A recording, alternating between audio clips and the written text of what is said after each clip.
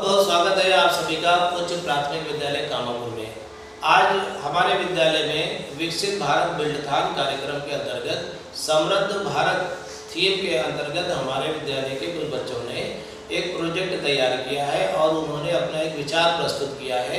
और समृद्ध भारत के अंतर्गत ये जो विचार है, आइए जानते हैं उनसे कि क्या विचार उन्होंने तैयार किया है। आपका नाम?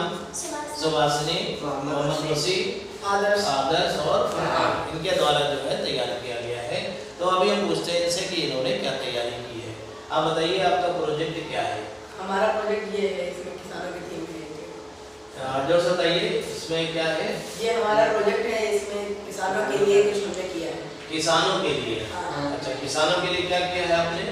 इसमें आप देख सकते हैं यहाँ से वहाँ तक जंगल है जो किसी काम का नहीं है, फिजूल का जंगल पड़ा है। इसे हम काम के पौधों में बदल देंगे और खेती के लिए यहाँ पे खाली जगह पड़ी है, आप देख सकते हैं।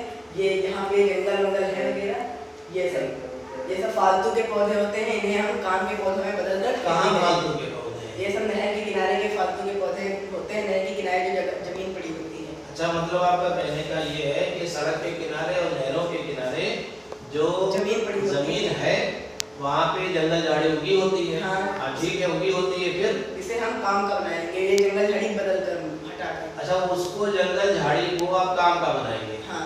क्यों, कैसे बनाएंगे? कई तरह के पौधे हैं, लगे हैं, कोई काम के नहीं है। इसमें हम खेती उपयुक्त वाले पौधे लगाएंगे।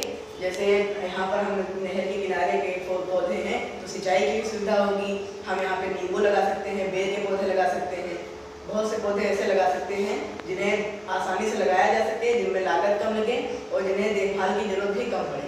अच्छा, ये तो चलो, कोई किसान यहाँ क्यों उगाएगा भाई? अपने खेत में नहीं उगाएगा? जिस किसान के पास भूमि उपलब्ध नहीं है, भूमि है नहीं यहाँ पर, तो सरकार ये पहल करे कि यहाँ पे जो जगह खाली पड़ी है नहर के किनारे की, इसे किसानों को दे दे।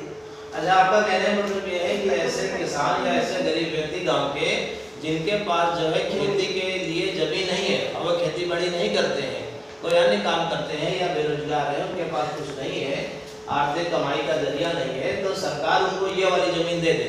मतलब जो सड़क के किनारे जो जमीन पड़ी है और फिजूल की जंगल झाड़ी उगी रहती है, जिसको जानवर तक नहीं पूछते, जानवर भी उसको नहीं पूछते हैं और उससे कोई फायदा नहीं, वो हर साल उगाती है। हमारी जमीन तो कैसे खेती हो पाएगी? ये तो काफी पतली सी जमीन होती, लंबाई है। इसे सरकार किसानों को 1 किलोमीटर के दायरे पर दे दे। मतलब सरकार 1 किलोमीटर लंबी जगह दे दे। हाँ। लंबाई में। हाँ। आपका मतलब कहने का है कि लंबाई में। कागज में बनाया है क्या? हमने ये चित्र बनाया। अच्छा, ये चित्र बनाया है। इनका मतलब ये है, क्या मतलब है आपका कि ये यहाँ से लेकर के यहाँ तक 1 किलोमीटर लंबी पट्टी के रूप में आपका खेत होगा। यही तो है। अच्छा, मतलब पट्टी के रूप में ये है। अच्छा, यहाँ पर अगर जो और कौन सी खेती करी जा सकती है आपके हिसाब से, क्या हो सकता है?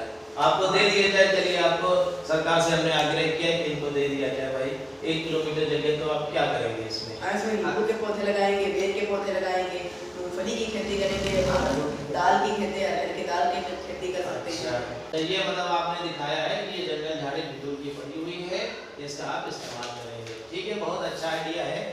ठीक है, तो हम जो है बच्चों की सराहना करते हैं कि इन्होंने बहुत अच्छा सोचा, गरीब किसानों के बारे में सोचा, और सरकार से आग्रह करेंगे कि इनके विचार को समझा जाए और इन्हें आगे के लिए प्रोत्साहित किया जाए। बहुत बहुत धन्यवाद।